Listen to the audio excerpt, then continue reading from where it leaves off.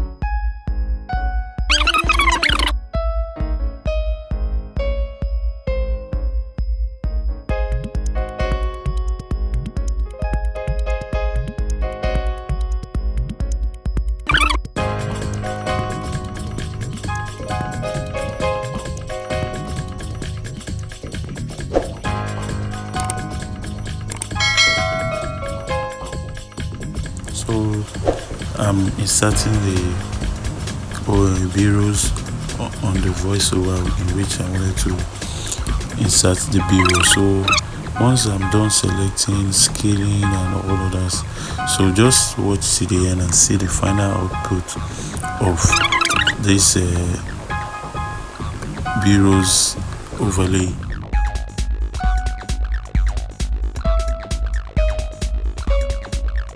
Don't cancel your business just because people you know don't support you. The world is full of strangers who are cheering you on. Let me shift your perspective here. Some people can't see your growth because they're too used to the old you.